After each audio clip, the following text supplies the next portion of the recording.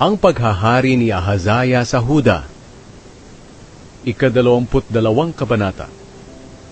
Si Ahazaya na bunsong anak ni Jehoram ang iniluklok ng mga mamamayan ng Jerusalem na kanilang hari, sapagkat ang ibang mga anak ni Jehoram ay pinagpapatay ng mga tulisang Arabo na lumusob sa Huda. Kaya naghari sa Huda si Ahazaya na anak ni Haring Jehoram. Si Ahazaya ay 22 taong gulang nang maging hari. Sa Jerusalem siya tumira, at naghari siya roon sa loob ng 1 taon. Ang ina niya ay si Atalia, na apo ni Omri.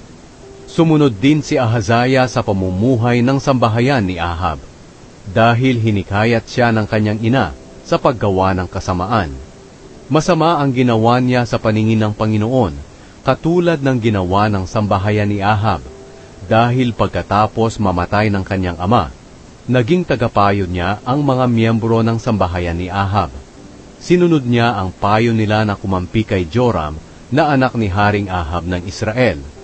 Sumama siya kay Joram sa pakikipaglaban kay Haring Hazael ng Aram.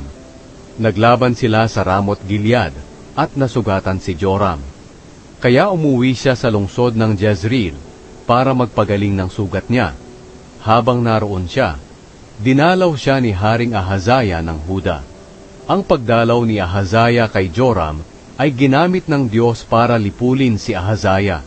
Nang naroon si Ahazaya sa Jezreel, tinulungan niya si Joram para makipaglaban kay Jehu, na anak ni Nimsi. Si Jehu ang pinili ng Panginoon para lipulin ang sambahayan ni Ahab. Habang nililipol ni Jehu ang sambahayan ni Ahab, nakita niya ang mga opisyal ng Huda at ang mga anak ng mga kamag-anak ni Ahazaya na sumama kay Ahazaya, at pinagpapatay niya sila. Pagkatapos, hinanap ng mga tauhan ni Jehu si Ahazaya, at nakita nila ito na nagtatago sa lungsod ng Samaria. Dinala siya kay Jehu at pinatay. Siya'y inilibing nila, dahil sabi nila, apo siya ni Jehoshaphat, ang taong dumulog sa Panginoon ng buong puso. Wala ni isang naiwan sa mga miyembro ng pamilya ni Ahazaya ang may kakayahang maghari. Si Atalia at si Joash. Nang malaman ni Atalia na patay na ang anak niyang si Ahazaya, nagpasya siyang patayin ang lahat ng miyembro ng pamilya ng hari ng Huda. Pero iniligtas ni Jehosheba ang anak ni Ahazaya na si Joash, nang papatayin na ito, at ang iba pang mga anak ng hari. Si Jehosheba ay kapatid ni Ahazaya, at anak na babae ni Haring Jehoram, at asawa ng paring si Jehoyada.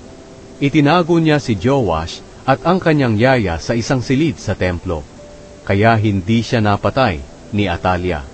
Sa loob ng 6 na taon, nakatago sa templo ng Panginoon si Joash, habang si Atalia ang namamahala sa kaharian at lupain.